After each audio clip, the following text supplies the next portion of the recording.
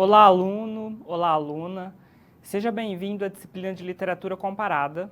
Eu sou o professor Lucas Toledo de Andrade, sou mestre em Estudos Literários e atualmente eu curso doutorado, também em Estudos Literários, na área de concentração de Literatura Comparada. Então, quero dizer para você que é um prazer estar ministrando essa disciplina que eu tanto gosto, que é a disciplina de Literatura Comparada. Vamos, então, para a contextualização da nossa aula. Na nossa primeira aula, a Introdução à Literatura Comparada, vamos introduzir o conteúdo hoje e vamos então ver a contextualização da nossa aula. Então eu trago aqui no nosso primeiro slide uma fala da professora Sandra Nitrini, que é uma importante estudiosa de literatura comparada, e ela diz que uma das tarefas mais difíceis é delimitar o campo da disciplina literatura comparada, pois seus conteúdos e objetivos mudam constantemente de acordo com o espaço e o tempo. Por isso, qualquer tentativa de se buscar sua compreensão deve contemplar necessariamente pelo menos alguns meandros de sua história. A fala da professora Sandra Nitrini é bastante interessante e é importante para contextualizarmos a nossa aula de hoje, pois ela já deixa um pouco claro a complexidade do assunto que nós vamos lidar na aula de hoje. Literatura comparada são palavras no singular, mas elas indicam uma ideia de pluralidade. São literaturas comparadas, é um tema que tem uma pluralidade, uma diversidade de ideias que nós vamos ver ao longo das nossas aulas nessa disciplina. Na aula de hoje, então, essa introdução à literatura comparada, e é importante, então, o aluno já entender que a gente vai lidar com uma complexidade de temas e dificilmente a gente vai ter nessa disciplina respostas prontas. É uma disciplina realmente para reflexão, para que você, enquanto aluno, enquanto futuro professor de língua portuguesa, de literatura, possa pensar aí na complexidade do tema que está sendo exposto e levar em conta a evolução histórica. A professora Sandra Nitrini fala da importância da história. É uma disciplina aí que vai surgir no fim do século XIX, em meados do século XIX, da metade do século XIX para frente. No fim do século XIX, a gente já tem uma disciplina mais consolidada e a gente vai ver a importância do contexto histórico para a evolução, para a consolidação e para as diversas linhas teóricas dessa disciplina. Vamos então voltar ao quadro para que a gente agora possa falar da história da literatura comparada. Como ela surge, como ela se desenvolve e como ela chega na contemporaneidade nos nossos tempos. Então, eu trago aqui uma fala da professora Tânia Franco Carvalhal, que é uma das maiores estudiosas da literatura comparada do Brasil.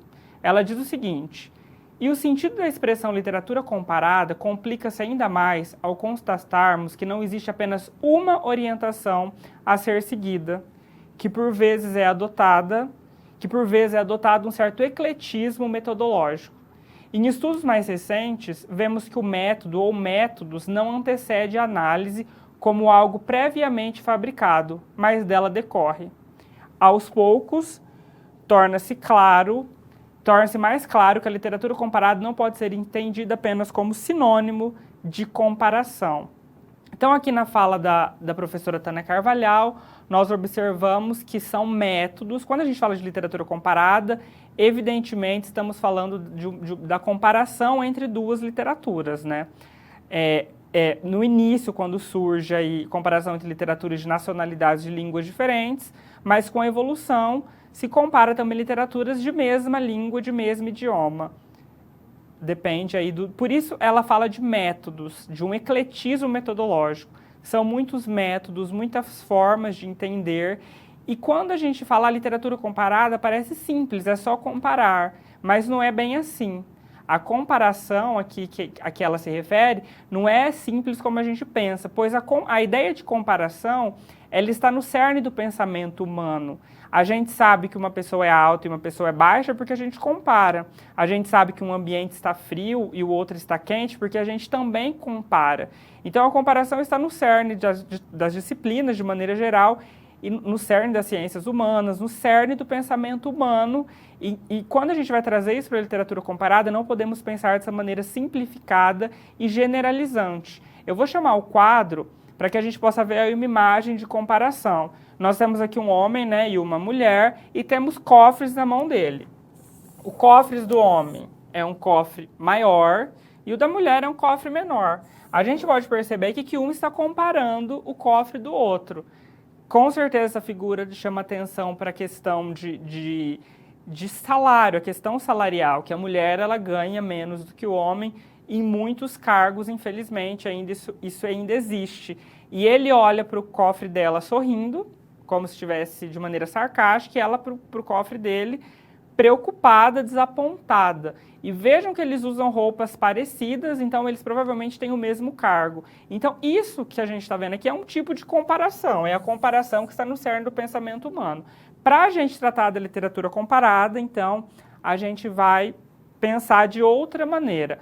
Mais uma fala da professora Tânia Franco Carvalhal, que ela diz o seguinte: pode dizer então que a literatura comparada compara não pelo procedimento em si, mas porque, como recurso analítico e interpretativo, a comparação possibilita a esse tipo de estudo literário uma exploração adequada de seus campos de trabalho e o alcance dos objetivos a que se propõe.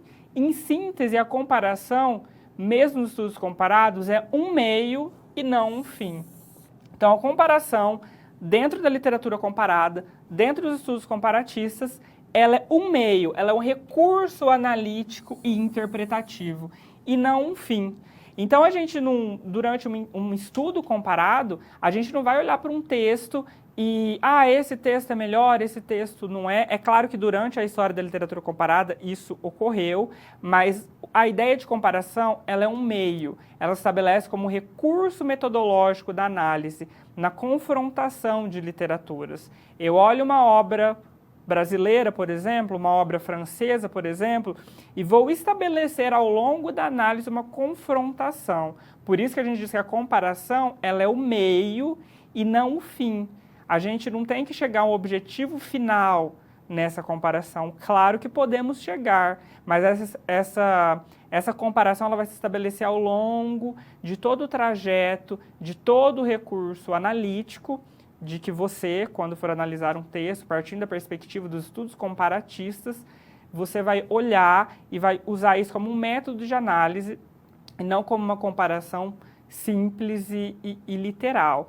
E é por isso que é importante já deixar bastante claro para você, aluno, que existem diversas metodologias, diversos métodos e formas de comparar. A gente viu no quadro, em slides anteriores, que a Tânia Carvalhal e a própria Sandra Nitrini fala de métodos, fala de metodologias, fala de recursos analíticos, sempre pluralizando a ideia de literatura comparada, mostrando a sua diversidade.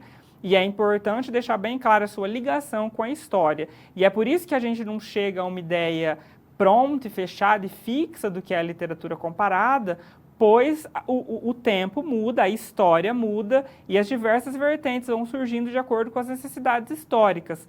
Apesar disso, é importante dizer que as propostas mais clássicas ainda convivem com as propostas contemporâneas. Elas não morrem, né? Existe um convívio aí, uma coexistência dessas propostas, e isso a gente vai levar em conta durante o processo de análise. Nesse primeiro momento, fundamental, então, pensar nessa complexidade do campo da literatura comparada, na riqueza desse campo, e pensar também em um campo que não tem uma definição pronta e clara. São várias definições, são vários caminhos que o pesquisador, que o analista, né, do texto literário, que o crítico literário vai escolher aquele qual ele achar mais interessante e de acordo, é claro, com o contexto histórico que ele vive, com o contexto social.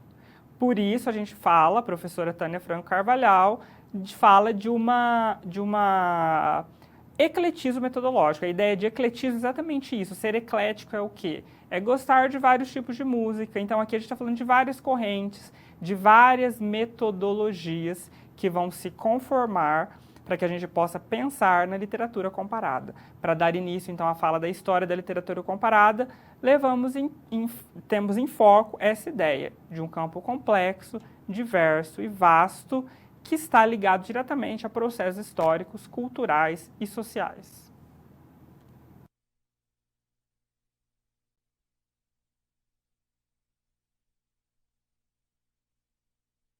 Perceber agora e discutir o surgimento da literatura comparada. Como ela surge?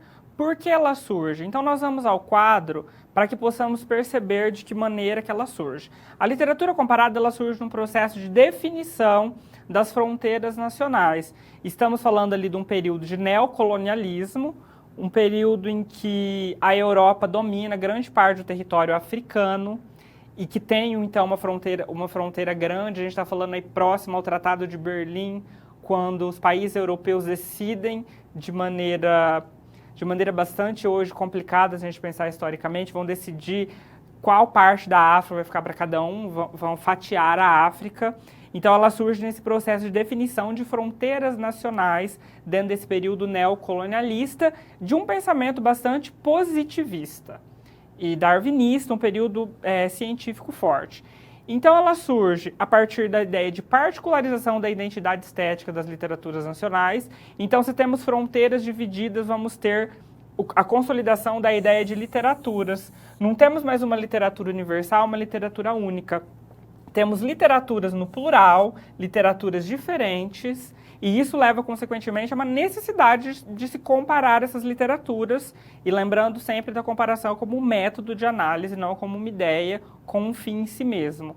É um período, então, também de constituição das historiografias literárias nacionais. Se há vários países, várias fronteiras sendo definidas, temos historiografias literárias diferentes, e as historiografias literárias nacionais são fundamentais no primeiro momento aí de uma abordagem mais clássica da literatura comparada.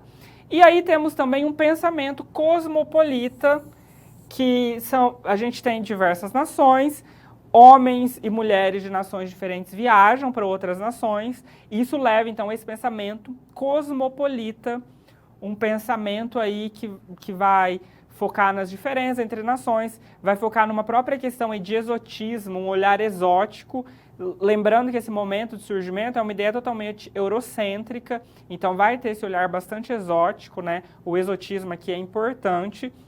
E o pensamento cosmopolita se liga à troca de ideias e informações entre diferentes culturas e essas relações, como eu já disse, entre diversas culturas, diversos povos.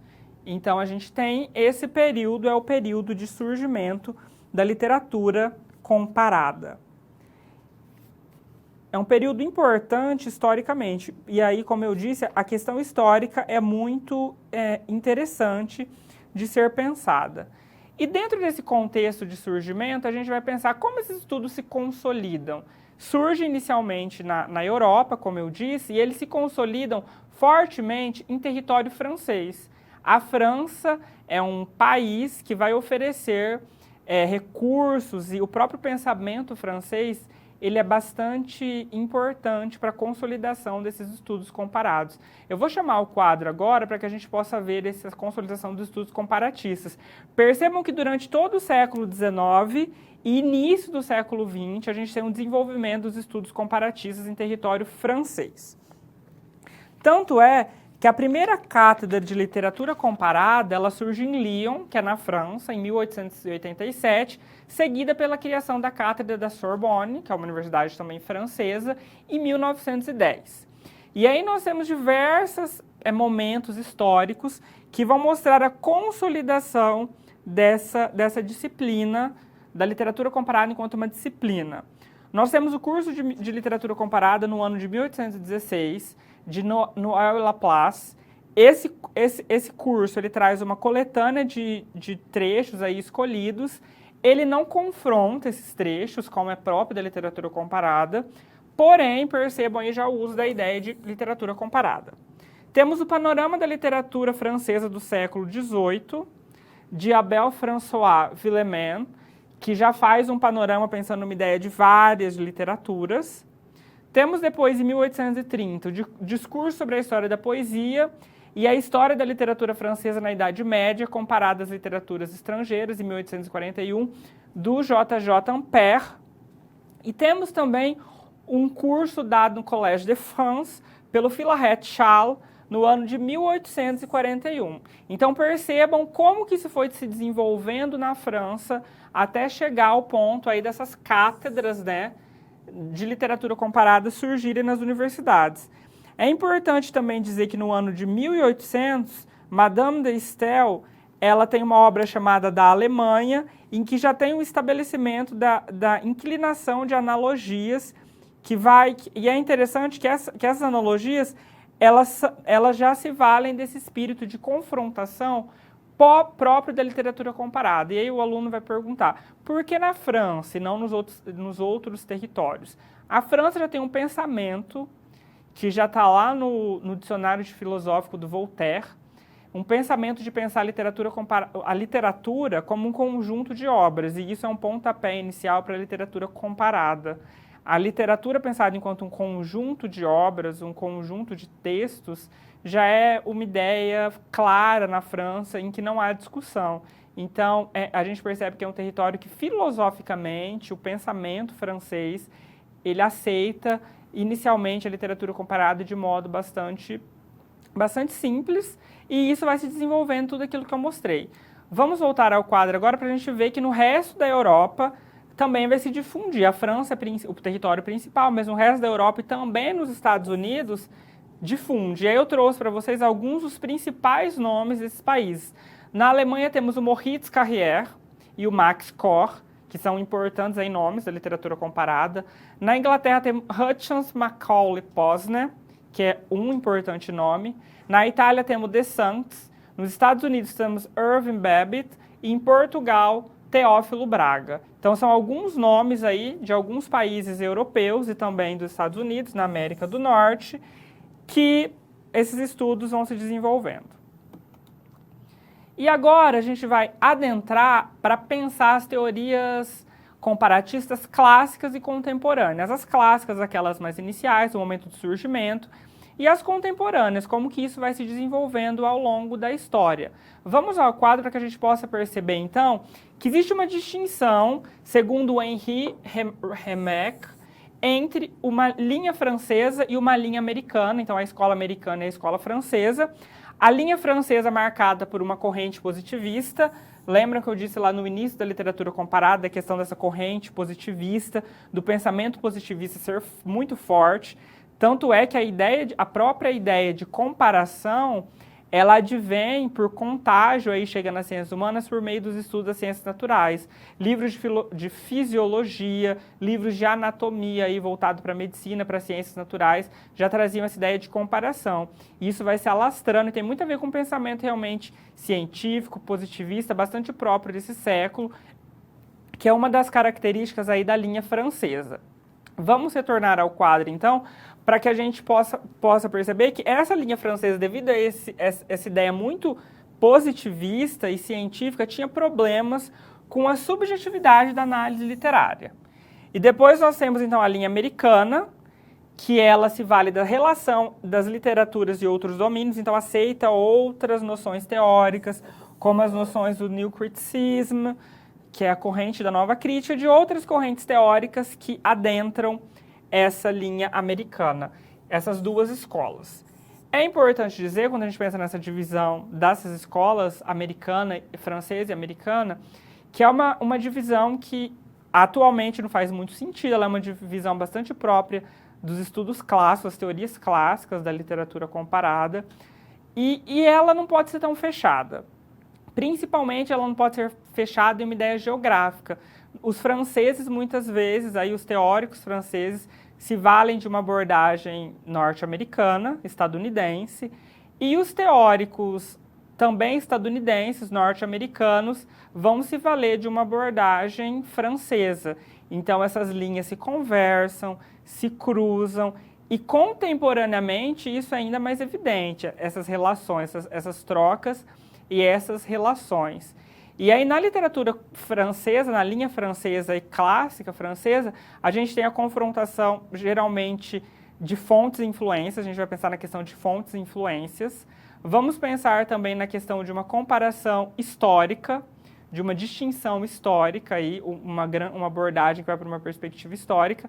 Já na linha americana, norte-americana, estadunidense, temos uma abordagem que vai olhar para as outras noções literárias e um olhar bastante imanente para o texto. Vamos ao quadro para que a gente possa dar continuidade. Qualquer revisão crítica da literatura comparada, em seu desenvolvimento, histórico leva de imediato à percepção de que a disciplina sofreu, de meados dos anos 70 para o presente, considerável transformação, que poderíamos sintetizar sem riscos de reducionismo na passagem do discurso coeso, unânime e com forte propensão universalizante para outro discurso, plural e descentrado, situado historicamente e consciente das diferenças que identificam cada corpus literário envolvido no processo de comparação. Essa fala do professor Eduardo Coutinho deixa bastante claro a questão histórica. A gente está passando aí, ele fala bastante de uma passagem das teorias clássicas para as teorias contemporâneas. As teorias clássicas mais fechadas, mais fixas, se valendo bastante daquela ideia científica de objetividade. Lembre-se que eu falei lá do positivismo, né? Que é um pensamento, uma epistemologia bastante forte nesse momento, está bastante claro nisso, passando por uma abordagem mais aberta, mais plural, que vai olhar essas diferenças entre os diferentes corpos literários, permitindo até a análise de literaturas de mesmas nacionalidades. Quando a gente pensa no início aí da literatura comparada, em território francês principalmente, existe uma análise bastante focada e que tem que ser feita em nacionalidades diferentes, línguas diferentes. Lembra do processo aí de diferentes países, etc. Agora já se abre de maneira mais plural. E agora, então, vamos ao quadro uma pergunta para que a gente possa refletir sobre o que a gente viu até agora.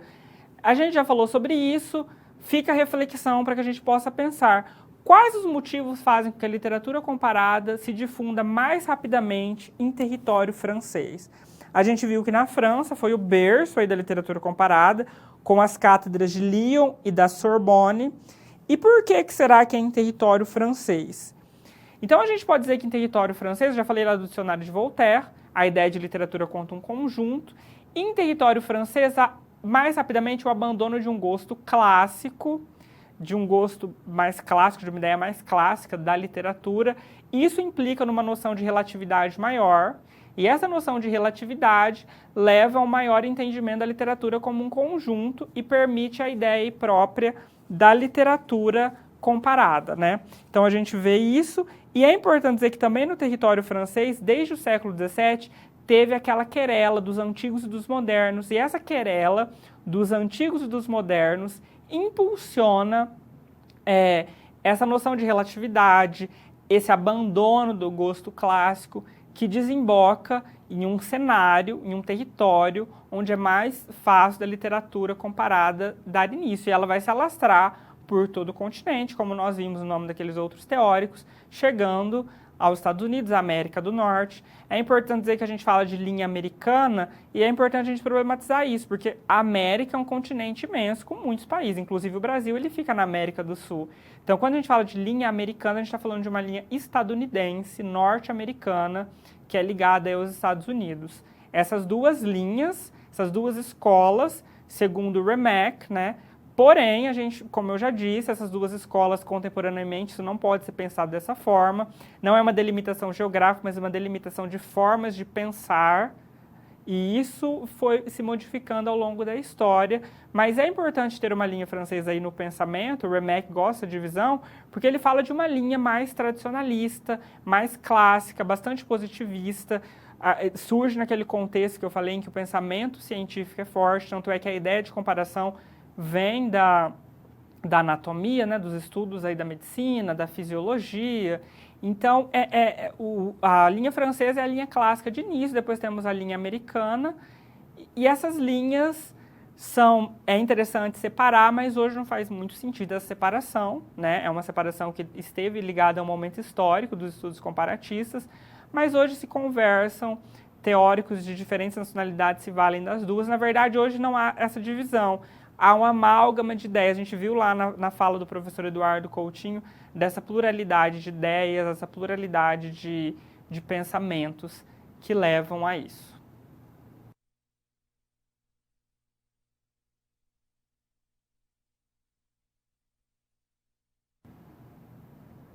Vamos tratar de alguns conceitos fundamentais da literatura comparada.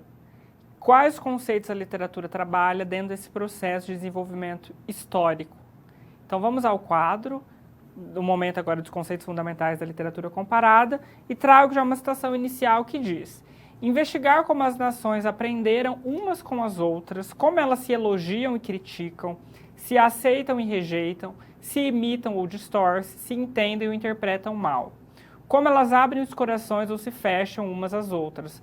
Mostrar que as individualidades, como períodos inteiros, não são mais do que elos de uma cadeia longa e multifilamentada que liga passado a presente, nação a nação, homem a homem. Essas, em termos gerais, são as tarefas da literatura comparada.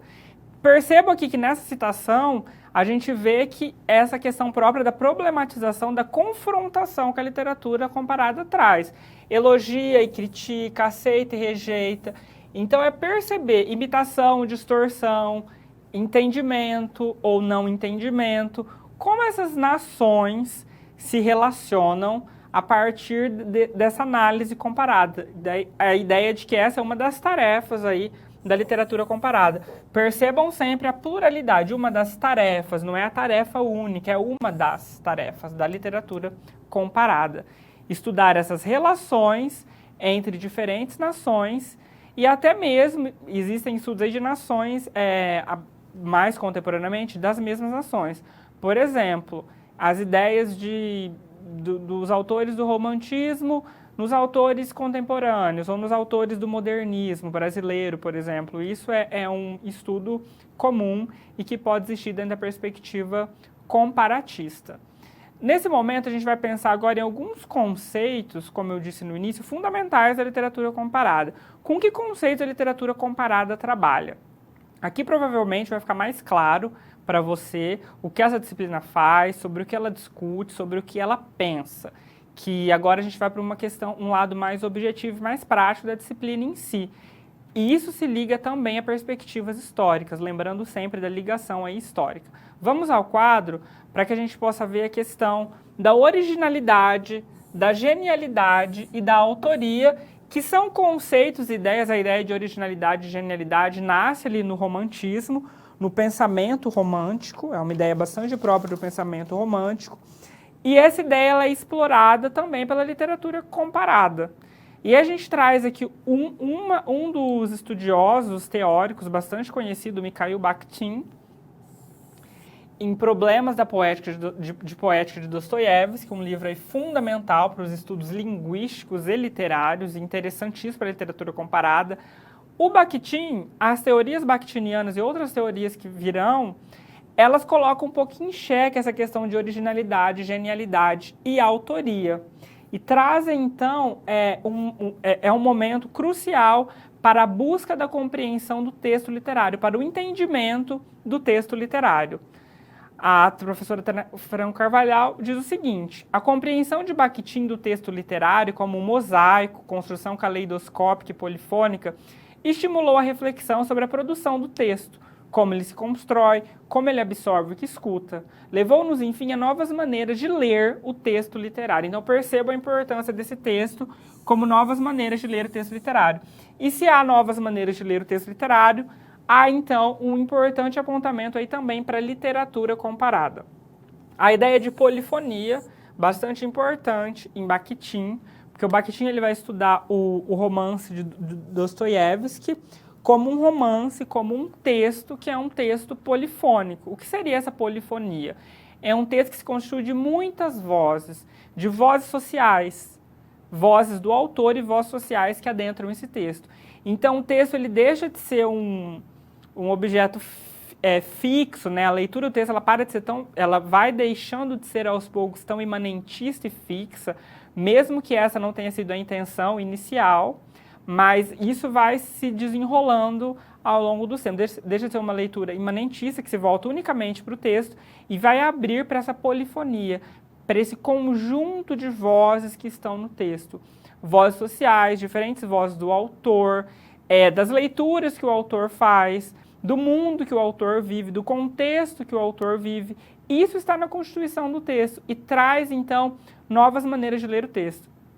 E por esse motivo, os conceitos de originalidade, genialidade e autoria, eles são problematizados, né? Eles são colocados em xeque.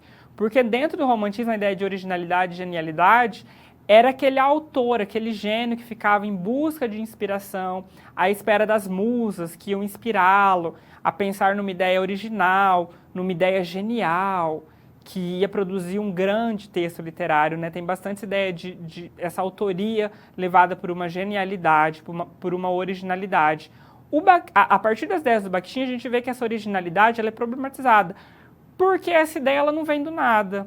O autor ele é fruto de um produto social, ele é fruto de um contexto histórico e social, ele é fruto de relações familiares, de relações sociais, de relações de leitura, de relações literárias, e são essas as relações que vão desembocar nesse texto. Então, evidentemente, que a originalidade aí está no manejo dessas diversas vozes, essa polifonia que está no texto. Isso, obviamente, leva a uma outra maneira de ler o texto. O texto, então, ele deixa de ser um substrato fixo e passa a ter diversas camadas. Vamos voltar ao quadro para ver um outro estudioso importante, que é aí da estética da recepção. Um dos estudiosos da estética da recepção, que é o Hans Robert Jauss, que é esse senhor da figura. Ele é muito importante dentro dos estudos aí, porque a teoria da estética da recepção, ela coloca o leitor como alguém importante dentro do texto literário. Interessantíssimo pensar, não dá para a gente agora, contemporaneamente, pensar a literatura sem pensar a figura do leitor, né? Ao final dos anos 60, surge a chamada teoria da recepção, também conhecida como estética da recepção, que desloca o foco de interesse da crítica moderna para a figura do leitor. Terá sido essa, talvez, a reação mais forte contra a posição de leitura imanente proposta pelos formalistas e seguida depois pelos estruturalistas mais ortodoxos. Então, quando a gente pensa em formalismo e estruturalismo, estamos pensando em uma leitura mais imanente do texto literário, né? Uma leitura que vai se voltar para a questão de literariedade. Quais são, principalmente os formalistas, quais são os recursos linguísticos usados pelo autor que geram essa literariedade, esse estranhamento, mas tudo voltado para dentro do texto. Como que esse texto se constrói? Então, é como se o texto estivesse apartado do mundo, né? E aqui na estética da recepção, isso deixa de fazer sentido. Então, vejam que a citação diz de uma reação forte contra esses formalistas e contra os estruturalistas mais ortodoxos. Estruturalistas, o próprio nome já diz, se preocupa com a estrutura do texto, de como esse texto se estrutura. E agora aqui vai trazer a figura do leitor. Isso é importante porque também o autor ele é visto como um leitor. O autor ele escreve por influência de leituras que ele possui, pelo trânsito de ideias de leituras que ele possui. E o leitor, ele muda a significação do texto. Porque para os estruturalistas o texto é uma estrutura. Para os formalistas também essa ideia de literariedade, né? Existe uma estrutura que faz o texto ter essa literariedade ou não ter a literariedade. E essa estrutura ela deixa o texto muito fixo. O texto é isso. Só existe uma forma de leitura, ou algumas formas de leitura, mas não muitas, uma ideia fixa. A partir da estética da recepção, a figura do leitor levada em conta, diferentes leituras surgem. Porque um leitor, por exemplo, eu sou professor de literatura, eu vou olhar para um texto de uma maneira. Você é aluno do curso de letras, vai olhar para o texto de uma maneira. Um aluno aí de 14 anos do ensino fundamental, ele vai olhar para o texto de uma outra maneira. Uma pessoa do Brasil vai ler um texto de uma forma. Uma pessoa de um outro país vai ler o texto de uma forma. Idades diferentes trazem leituras diferentes. Isso é importantíssimo, porque o texto deixa de ser uma coisa fixa e dura para ganhar esse aspecto mais volúvel e volátil, voltado às diferentes leituras. Cada leitor tem uma leitura e isso é interessante de pensar. Então a gente percebe também que aí a questão de originalidade, genialidade e autoria é repensada, né? Pois o autor pode ter pensado no texto daquela forma, mas o leitor vai trazer uma outra leitura, e o autor também é um leitor de mundo. Isso é bastante interessante de ser percebido. Então, vimos lá a ideia bakhtiniana da polifonia, do romance polifônico, que está no texto dos Problemas da Poética de Dostoiévski. O Bakhtin se volta aos textos de Dostoiévski, entre eles, por exemplo, o romance Crime e Castigo. Vimos, então, a estética da recepção por meio do Jauss, e agora vamos ao quadro para a gente ver mais uma abordagem. As ideias de Bakhtin e Jauss trazem à tona novas percepções novas percepções acerca da ideia de originalidade e autoria, como eu já disse. E aí entra uma personagem, uma figura importante, que é a Júlia Kristeva, importante para os estudos linguísticos e também para os estudos literários. Será com esse percurso teórico, pensando nas teorias bakhtinianas, nas teorias do Yaus e de outros teóricos da estética de recepção, que Júlia Kristeva chegará em 1969 justamente ao conceito de intertextualidade, um conceito importantíssimo na literatura comparada. Todo texto é absorção e transformação de outro texto. Em lugar da noção de intersubjetividade, se instala de intertextualidade, e a linguagem poética se lê, pelo menos, como dupla. Percebam a evolução de ideias, e evolução aqui não tem um sentido de um juízo de valor, que a ideia anterior é pior e a outra é melhor, não é isso, mas uma evolução própria cronológica de ideias, que chegamos na Júlia Kristeva com a ideia de intertextualidade, e a intertextualidade diz respeito à comunicação entre textos. Todo texto é absorção de um outro texto. Percebam como isso coloca em xeque o conceito de originalidade. É claro que a ideia de originalidade não é destruída, mas ela é colocada em xeque, pois como originalidade, sendo que esse texto ele tem marcas de um outro texto. O autor lê um texto, ele escreve o texto dele, traz ecos de um texto anterior. E tem diversas camadas, camadas sociais, camadas culturais, camadas biográficas, enfim, que estão nesse texto, mas tudo isso está no artefato do texto literário, deixando bem claro que isso não vai levar a uma análise biográfica, uma análise unicamente social do texto, porque quando a gente fala de análise literária é olhar o texto, o que o texto está dizendo. Evidentemente, se consideram essas outras vozes, essa absorção de um texto no outro, mas isso dentro do texto, do material estético do texto. E é interessante dizer que aí a poética, o texto, ele se torna pelo menos duplo. Existe mais de uma camada no texto. O texto não é só aquela camada superficial, existe uma camada que sai abaixo do texto, que é a camada aí da intertextualidade. Que texto está por detrás desse texto? Que leituras está por detrás daquela construção? E a originalidade, então, ela se faz, a genialidade, a autoria, se faz por esse mosaico de vozes, de ideias e de textos que formam um outro texto. Então, o texto, vamos pensar naquela ideia vamos pensar aí, que absorve uma bucha, uma esponja, né? Ele vai absorver outros textos para formar um texto novo. E as ideias, então, da Júlia Kristeva, que vem à tona pelas ideias também do Bakhtin, do Yaus, perceba a evolução e esse trânsito de ideias. E aí a gente já está falando de um campo aí desses conceitos fundamentais da literatura comparada, né, conceitos interessantes da literatura comparada.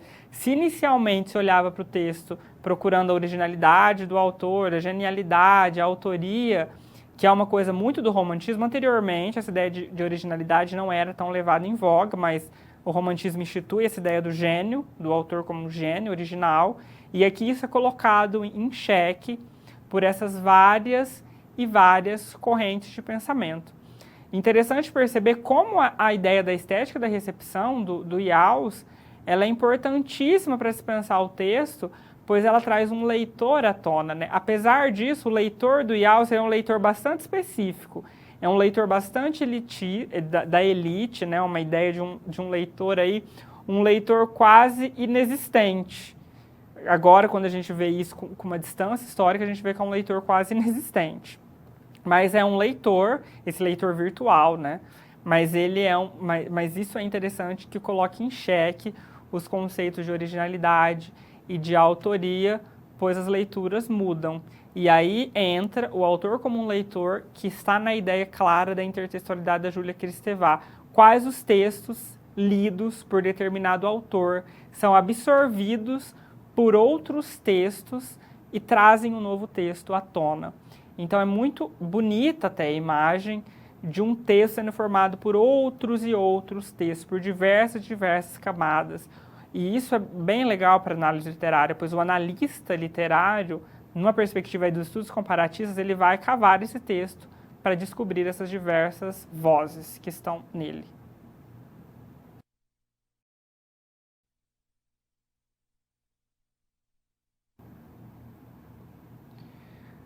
dando continuidade aos conceitos da literatura comparada, os conceitos fundamentais, vamos ao quadro para que a gente possa ver aí novas ideias. Agora a gente tem a ideia de dependência cultural, transculturação e hibridismo cultural. A ideia de dependência cultural, ela está ligada diretamente aí ao estudo dos comparatistas clássicos, daquela linha mais clássica lá do início dos estudos comparados. Então, para os comparatistas clássicos, a relação de influências de diferentes obras partia de uma ideia fixa. Lembram daquele início lá bastante fixo e positivista dos estudos comparatistas, que tinham como objetivo aí identificar a semelhança ou identidade entre obras aproximadas. Isso, segundo Carvalhal, levava a uma relação de créditos e débitos que desemboca em vários fatores, no conceito de fonte, na visão vertical e hierárquica e em uma faceta colonialista. Vamos discutir essas ideias aqui. Como funciona esse início? Esse início da literatura comparada, voltado aí para esse momento de formação das nações, olhava literaturas de diferentes línguas, né? A literatura comparada se fazia dessa forma, no comparatismo clássico, só se podia comparar obras de línguas diferentes. Isso levava a uma visão, a um conceito de fonte. Como assim fonte, professor?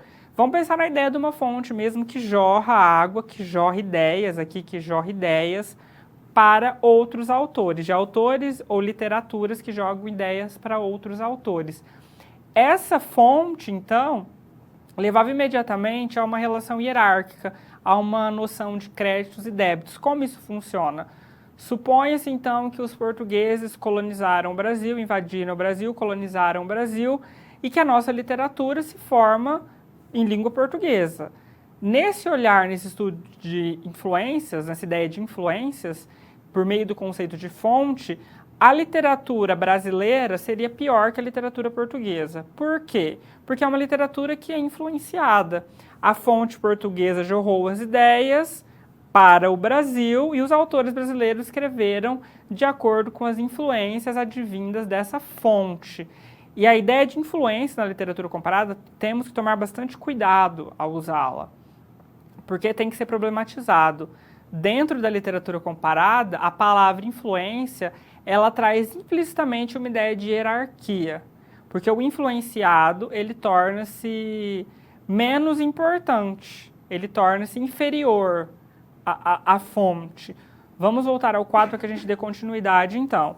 E aí essa visão vertical e hierárquica, que está presa nessa ideia fixa, que o professor já disse, vertical e hierárquica. Então existe um que é melhor, que está no topo da pirâmide, que está aqui em cima, que é melhor, e o outro que recebeu a influência e que, consequentemente, é pior. Em uma hierarquia de superioridade e inferioridade. Por isso a relação de créditos e débitos. Como se o de baixo devesse para o de cima, né? Existe uma dívida. E aí essa faceta colonialista. Por que colonialista? Porque está voltado para uma visão própria da colonização, de que o país que foi colonizado, ele é um país que é inferior ao outro. E aí está a ideia de exotismo, né? Que está lá, lembram do pensamento cosmopolita, uma ideia exótica, né? Olha-se para a colônia de maneira exótica, como se ela fosse menos importante. O exotismo, ele traz uma questão de estranheza, né? Isso é estranho, isso é esquisito, questão de realmente, como se isso não pertencesse a esse lugar. Então vejam aí que o início dos estudos comparados, essa ideia, então, essa que eu disse lá de dependência cultural, como se um país dependesse culturalmente do outro. Vamos ao quadro para dar continuidade. E aí a gente vai ter, então, a partir de novas ideias, uma subversão da noção de fonte e de dependência cultural pela ideia de transculturação. Essa é uma ideia muito importante que subverte a ideia de fonte. O que seria, então, a transculturação? A transculturação, ela mostra que o trânsito entre as culturas, a relação entre as culturas, não se dá de maneira fixa, como os estudos mais clássicos mostravam, nessa ideia fixa. E isso, consequentemente, destrói a noção de hierarquia. Não existe mais superior e inferior. Por quê? Vamos ao quadro para que a gente possa ver. Essa placa de trânsito que eu coloquei aqui foi para ficar claro, porque a gente tem aqui uma via de mão dupla. Ó, vai e vem. O que isso quer dizer? Isso quer dizer que o país que coloniza, ele vai receber a cultura do outro, assim como o outro que é colonizado recebe a cultura dele. Isso, evidentemente, leva à mudança das duas culturas. Então, não existe mais aquela fonte que jorra ideias, aquela influência direta. Isso cai por terra, porque esse país, no momento que ele entrou no outro país, ele já se modifica, ele já não é mais o mesmo. Assim como o país que ele invadiu não é mais o mesmo. Então, vamos pensar na colonização brasileira para aproximar da nossa realidade. Quando os portugueses chegam aqui, eles são contaminados, entre aspas, a ideia de contaminação que estou usando aqui, ela não tem um valor pejorativo, não tem um valor negativo. Contaminação é uma ideia de mistura mesmo. A cultura portuguesa ela é contaminada pela cultura brasileira e a cultura brasileira é contaminada pela cultura portuguesa. Isso modifica as duas culturas, existe a relação de mão dupla. O Silviano Santiago, em um texto bastante importante para os alunos do curso de letras, chamado Entre Lugar, um ensaio chamado Entre Lugar do Pensamento Latino-Americano, traz essa ideia bastante interessante, mostrando que na colonização, a ideia de originalidade, a ideia de superioridade da cultura europeia cai por terra, porque essa cultura é manchada pelo pensamento aí do colonizado. Por isso, transculturação, as culturas se misturam. Vamos voltar ao quadro, para que a gente possa ver que isso leva, então, a metáfora antropofágica. Metáfora antropofágica que se liga à ideia do Oswald de Andrade, lá do Manifesto Antropofágico. E o Oswald de Andrade traz, então, a seguinte ideia da deglutição crítica desses valores, né? Devoração crítica para a construção de uma nova produção. O que leva, então, ao hibridismo cultural. As culturas se misturam. Hibridismo, aí, como o ar, se mistura. A gente não sabe onde começa, não sabe onde termina. Essa relação, então, de mão dupla. Na metáfora antropofágica que o Oswald traz, o que ele mostra, o Oswald de Andrade, lá no modernismo, e isso é trazido como uma metáfora para a gente pensar as relações entre literaturas, ele mostra que a cultura brasileira se apropria da cultura europeia, se valendo aí da metáfora do ritual de deglutição dos índios canibais, da antropofagia. Nesse ritual, os índios devoram o guerreiro mais forte e jogam as partes que não interessam fora. É uma devoração crítica. Não existe uma relação passiva com as influências, né? É uma relação crítica. Pega-se aquela influência, aquilo que faz mais sentido nesse contexto cultural e abandona o resto. Então, percebam que é uma ideia bastante interessante que joga abaixo o conceito de fonte. Voltando ao quadro, então, para ler mais uma citação. Pluralidade em movimento, em contínua mutação, em geral, simultaneamente, polifônica e cacofônica, na qual coexistem diversidades, desigualdades, identidades, alteridades, contemporaneidades e não contemporaneidades, territorializações e desterritorializações, modernidades e pós-modernidades. Não se trata, portanto, de imaginar que a crescente transnacionalização, mundialização ou globalização, de par em par com a crescente globalização do capitalismo, anula as outras e muitas diversidades, singularidades ou excentricidades.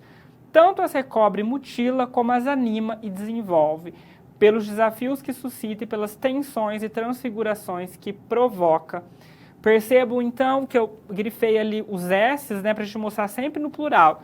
Diversidades, desigualdades, percebam que é sempre no plural. Não é possível ter mais uma ideia fixa, porque o pensamento aqui é polifônico, é cacofônico, e isso está bem na ideia da transculturação. É um pensamento que vai modificando o outro, e as culturas colonizadas, elas se modificam pelo pensamento colonizador, mas o pensamento colonizador também se modifica. E isso vai gerando diversas produções e recepções, e a metáfora antropofágica e oswaldiana refere-se a isso. Vamos voltar ao quadro, então, para que a gente possa ver aí como a ideia de intertextualidade lá da Júlia Kristeva nos serve. Então, agora a gente vai falar de fonte, influência, imitação e intertextualidade. Intertextualidade, então, leva uma renovação dos estudos das fontes, apesar de Kristeva ter desvinculado a intertextualidade dessas questões. Quando a Kristeva pensou em intertextualidade, ela não estava pensando nesse estudo das fontes, mas automaticamente o pensamento dela serviu para se pensar essa relação de fonte e de influência. E ele faz o abalo da ultrapassada concepção hierarquizante de influências. e a relação entre os textos deixa de ser sistemática e pacífica. Agora, lembram lá que eu falei da metáfora antropofágica? Uma devoração crítica, ativa, não tem passividade. E essa concepção, então, hierarquizando de influência, ela se torna totalmente ultrapassada. E dessa forma é possível compreender que o diálogo entre os textos não é um processo tranquilo nem pacífico, ó, não tem tranquilidade nem passividade. Pois sendo os textos um espaço onde se inserem dialeticamente estruturas textuais e essas textuais, eles são um local de conflito que cabe aos estudos comparados investigar numa perspectiva sistemática de leitura intertextual. Então, os estudos comparados olham o texto como esse lugar de um conflito de diferentes vozes, diferentes ideias que se põem a pensar. E aí a gente tem, então, a intermediação cultural. As culturas se intermediam, se misturam. Sabemos que não há relações pacíficas e natural entre os textos. Por isso, precisamos olhar para os textos a partir de uma lógica dialética, de diálogo, né? Os textos dialogam entre si, e dinâmica. E aí a gente tem os conceitos de paródia e tradução.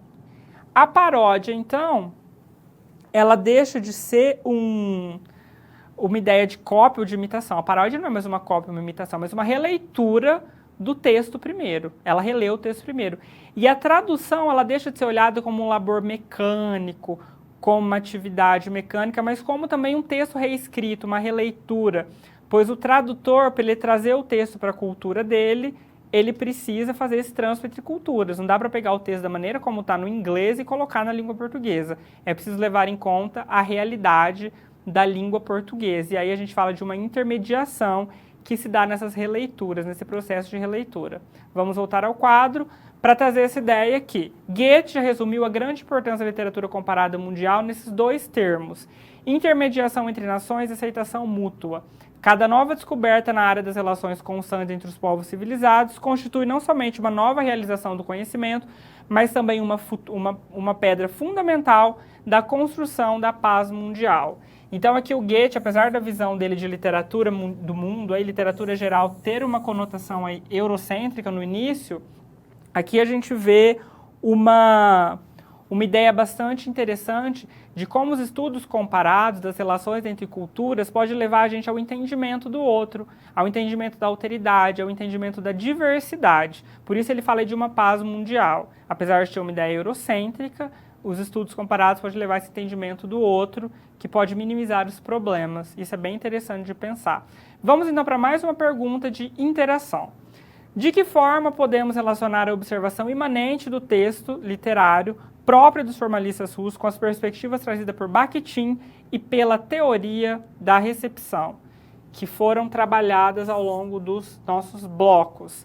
Então, a leitura imanente do texto, ela deixa de ser, quando Bakhtin vem com a ideia de polifonia e a estética da recepção vem aí com a ideia do leitor, não tem mais como a gente olhar o texto como uma coisa fixa e parada, que tem um único significado, que tem uma única leitura. Isso se torna impossível, pois o texto ele vai ganhar uma diversidade de significados, uma diversidade de significações, porque o leitor, apesar da teoria da recepção pensar num leitor ideal, lá, virtualizado, ela vai abrir espaço para discussão de que os leitores leem esse texto de maneiras diferentes, né? Um leitor, eu já disse isso, de uma idade lê o texto de uma maneira, de outra idade lê o texto de uma outra maneira.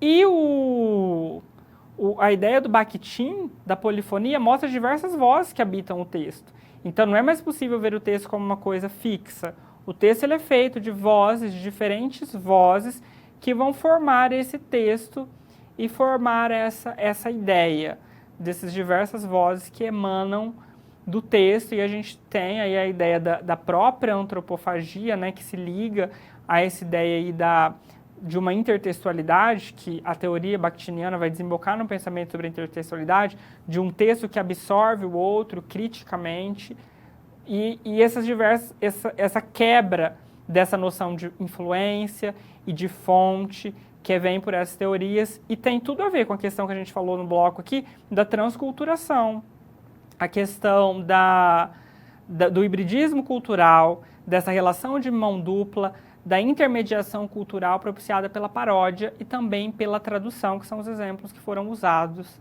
no momento.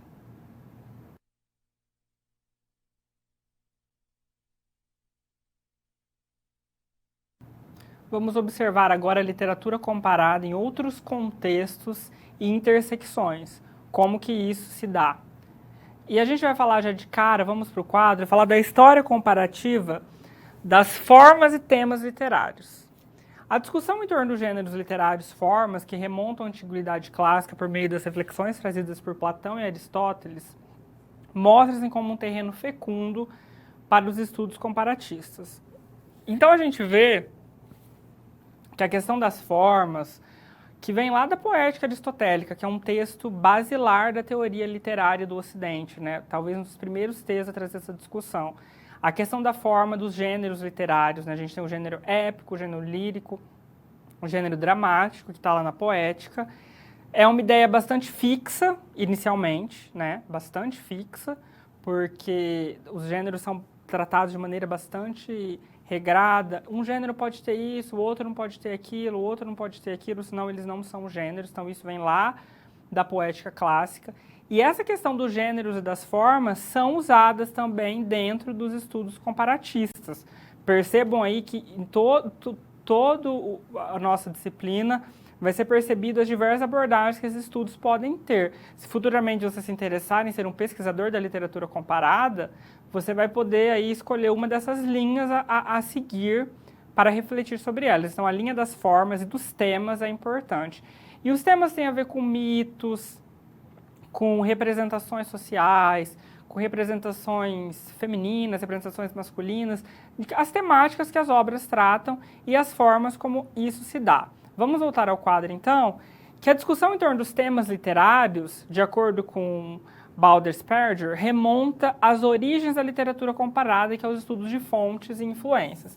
Então, percebam aqui que, como foi falado em outros momentos, os estudos de fontes e influências, eles são estudos hoje que estão obsoletos e que trazem uma ideia hierarquizante, etc., mas eles não deixaram de ser feitos. Eles são feitos e, inclusive, a gente tem que dizer que há estudos muito respeitosos que se valem dessas ideias. Então, não é para ser descartado esses estudos, eles são importantes. O que esse estudioso fala para a gente é que essa questão dos temas e também das formas, ela é uma questão que traz de volta aquela ideia lá dos comparatistas franceses, os comparatistas mais clássicos, né? E vamos voltar ao quadro, então, para a gente poder ver isso, ó. É uma tendência lá cultivada pelos comparatistas franceses.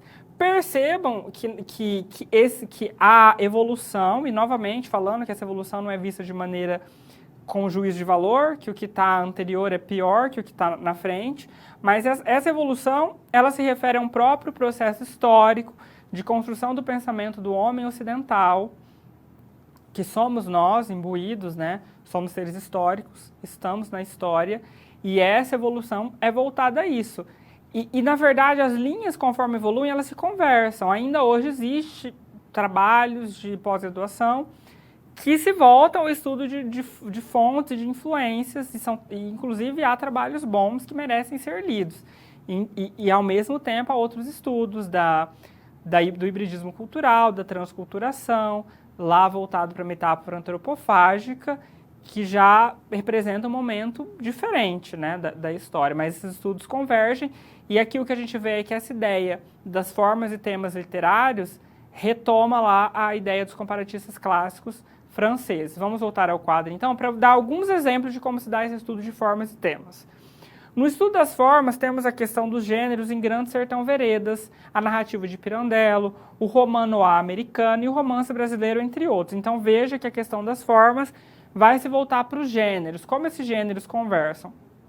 E aí, no estudo dos temas, já temos, por exemplo, o estudo da viagem como tema da narrativa nas obras de escritores Osman Lins, brasileiro, e de Michel Buteau, francês, de tendências dos regionalismos no Brasil e na Europa, e das questões sobre as relações entre literaturas e outras artes na Rússia. Perceba dessa relação entre outras artes e uma literatura de mesmas nacionalidades. E é interessante perceber que essa questão dos gêneros, que é bastante fixa, que está lá na poética clássica, chegando na contemporaneidade, já mergulhada na ideia de intertextualidade, de polifonia, essas ideias todas que nós trabalhamos e vamos trabalhar ao longo da disciplina, a própria ideia de gênero ela não se torna mais fixa. ela se torna bastante volúvel. Então, os gêneros se conversam. Por exemplo, de que maneira o gênero lírico aparece no gênero épico, então, que é de que maneira que a poesia está na prosa, como esses gêneros se misturam, como que a questão do gênero lírico está no gênero dramático. Não existe mais uma fixação, uma ideia fixa dos gêneros literários. Então, mesmo que retome lá a ideia dos comparatistas franceses, um estudo mais clássico, ainda assim, esses estudos mais clássicos de fontes, influências, enfim, que voltado para a questão de temas e formas, ele vai aí ser atingido também por essas novas ideias, né? Isso tem que ser discutido. Vamos voltar ao quadro para que a gente possa ver a questão da história literária e da história cultural, que leva a uma ampliação do interesse dos estudos comparatistas. Então, segundo as definições geralmente aceitas, na medida em que a história cultural pretende ser a história cultural das representações, das maneiras pelas quais os homens se representam e representam o mundo que os rodeia, o encontro com a história literária foi inevitável, tal como o esforço para estabelecer tal como esforço para com ela estabelecer um diálogo mais ou menos construtivo. E a gente vê como a cultura e a literatura vão conversar a partir desse momento. E aí existe uma simbiose da ideia de literatura e cultura.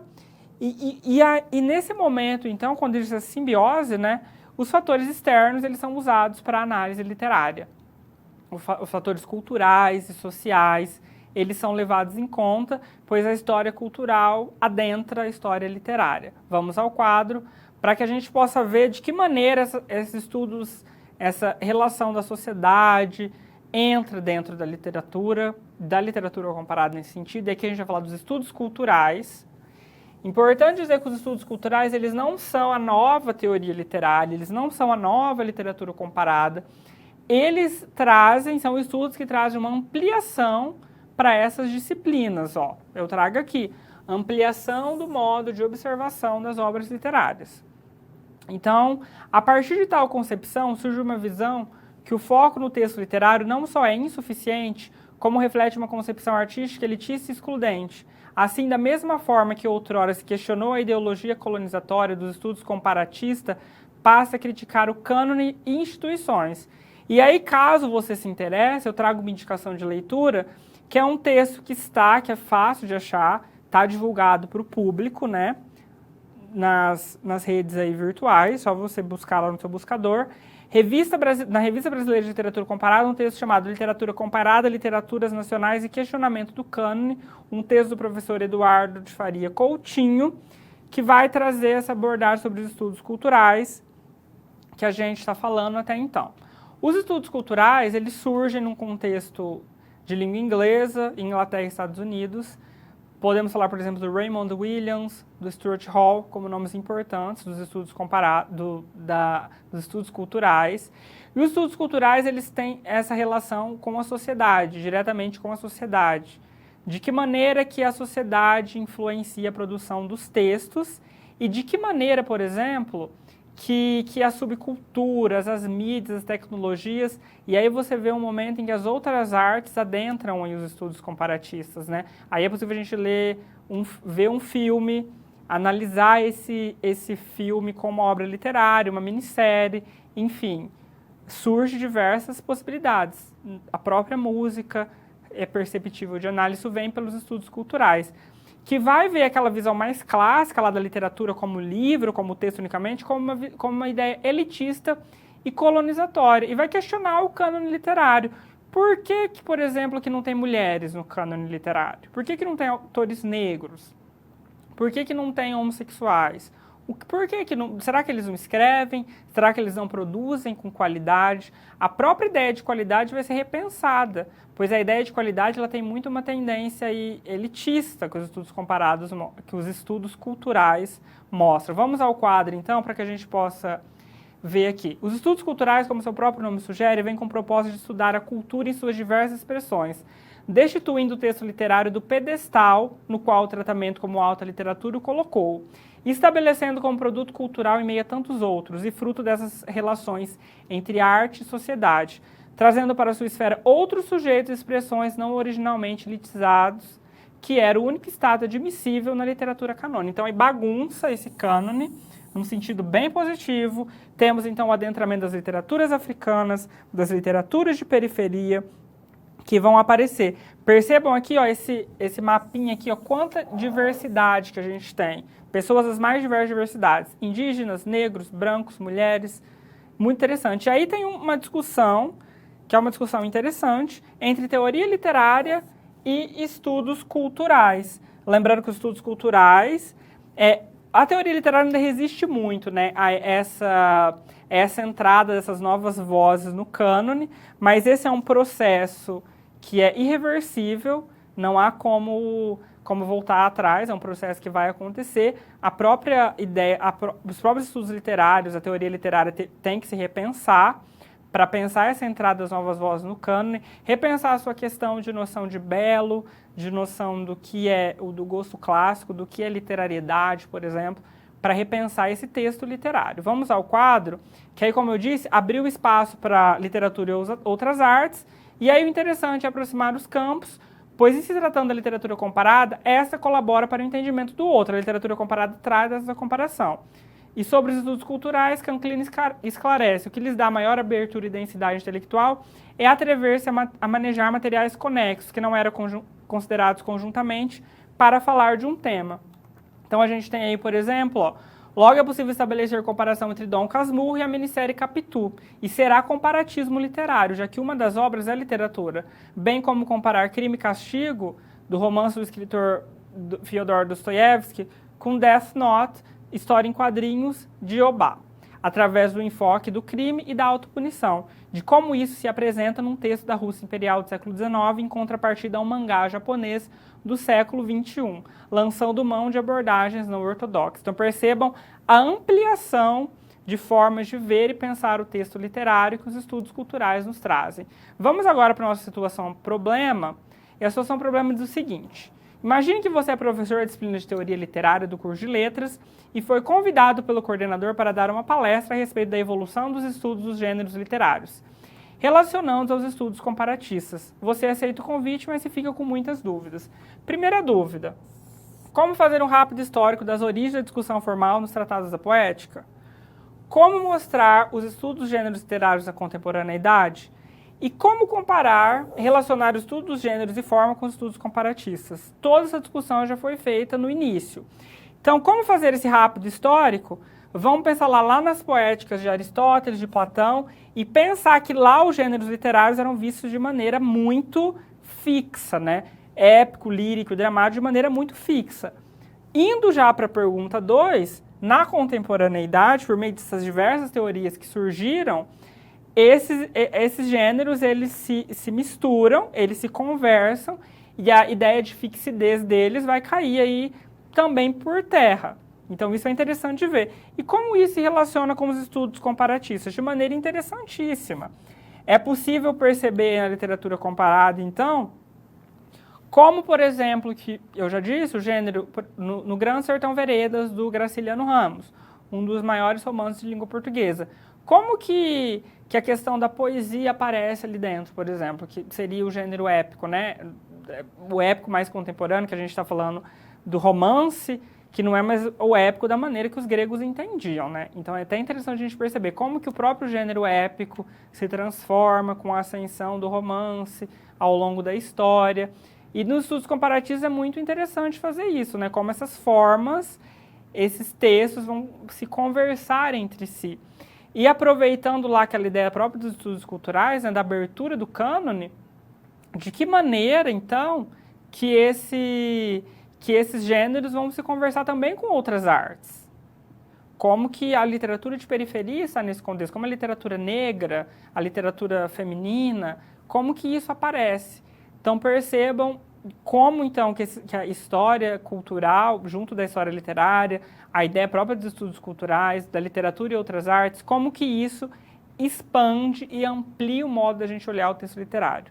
Não dá para olhar mais o texto de maneira tão imanente, tão clássica, e isso está bem aberto. É claro que existem estudos ainda assim, mas isso é uma ideia bastante aberta.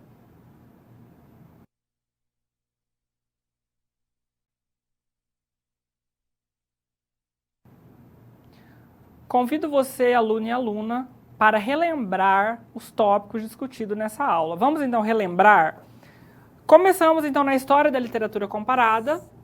E o que essa história da literatura comparada trouxe? A gente viu o surgimento da literatura comparada, que está ligada a uma ideia de nacionalismo e cosmopolitismo, definição das fronteiras, diferentes literaturas se formando, constituição das historiografias literárias. E isso está aí no surgimento da literatura comparada, esse contexto bastante interessante, que de início tem uma visão exótica, eurocêntrica, como nós vimos, o que desemboca, então, no entendimento das teorias clássicas e contemporâneas. Quando falamos de teorias clássicas, estamos falando de teorias que têm uma ideia mais fixa, mais científica do texto literário, bastante voltada numa concepção positivista, aí, né? Olha para o texto de maneira bastante fixa, de maneira bastante imanente, faz também essa vinculação com as historiografias literárias, sempre analisando literaturas de contextos diferentes, de países diferentes, de línguas diferentes, né? Nesse momento das teorias clássicas, o que nós temos é isso. Nas teorias contemporâneas, há então uma abertura, uma pluralidade de tendências, de metodologias vem à tona. Torna-se possível analisar literaturas de mesmas línguas, de mesmos idiomas. É uma ampliação do olhar de análise mesmo. E aí a gente falou lá de uma escola francesa, de uma escola norte-americana, estadunidense, do modo como isso se é possível se a gente tiver uma concepção clássica dos estudos comparados, mas como que isso não faz muito sentido contemporaneamente falando, porque, como já foi dito, até de maneira, nos estudos mais clássicos, essas fronteiras geográficas não existem, né? Essas linhas se conversam, mas a linha lá francesa ela é mais positivista, busca mais confrontar as literaturas de maneira histórica, né? Tem a ideia de fonte, de influência, e a outra vertente é bem mais aberta. Vamos então voltar ao quadro para que a gente continuar relembrando aí. Conceitos tão fundamentais da literatura comparada. Vimos Bakhtin, a polifonia, Iauss, a estética da recepção, a ideia de dependência cultural, transculturação e hibridismo cultural, a questão da fonte, influência, imitação e intertextualidade, a ideia de intermediação cultural. Quando falamos de Bakhtin da polifonia, então falamos de um texto que é composto por diversas vozes. Bakhtin analisa lá a poética de Dostoiévski, e ele vai falar que o texto é constituído por diversas vozes sociais, vozes que adentram o texto. E isso é importante, que traz à tona um olhar que deixa de ser imanente para o texto, de ver o texto como uma coisa fixa, parada em algum lugar, uma coisa que está em um pedestal, né? Um objeto em um pedestal. A polifonia mostra como essas vozes sociais adentram o texto. A estética da recepção do Iauss, que é um dos representantes, há outros representantes, tá, pessoal, da estética da recepção, ela traz a figura do leitor. O leitor é importante, é bastante importante. Um leitor que eu já disse virtual, elitizado de determinada forma, mas trazer a figura do leitor é um forte choque contra os estruturalistas mais ortodoxos, os próprios formalistas, que viam o texto como uma estrutura, que tinha que possibilitava apenas uma única leitura, né, daquela estrutura. Tinha que ser desvendada a literariedade do texto, o estranhamento. O Iauss mostra que diferentes leitores têm diferentes concepções de texto, diferentes leituras. Isso abala, de certa maneira, essa ideia mais ortodoxa, estruturalista e formalista do texto literário. E aí temos as noções de dependência cultural, transculturação e hibridismo cultural. Dependência cultural se liga lá às teorias clássicas, que está ligada à ideia de fonte, influência e imitação, como se, por exemplo, o país colonizador, a literatura do país colonizador, fosse uma fonte que influenciaria o país colonizado, e essa ideia de influência, como já foi dito, em literatura comparada tem que ser pensada com muito cuidado, pois ela traz uma ideia ela traz uma noção de superioridade e inferioridade, de hierarquia, que é uma ideia bastante colonizadora, né? Tem essa faceta colonialista que está ligado lá com as teorias clássicas. e que tem a ver com imitação também, né? Como se um país imitasse o outro, a literatura fosse uma imitação, e consequentemente a que imita é inferior. E aí a ideia de intertextualidade, que é um texto que absorve o outro, os textos que se conversam, que coloca por terra, né, tanto a polifonia, a sete da recepção, quanto a intertextualidade, colocam em xeque, mostram como obsoleta a ideia de fonte, influência e imitação, o que está também baseado na ideia de transculturação e hibridismo cultural. Por quê?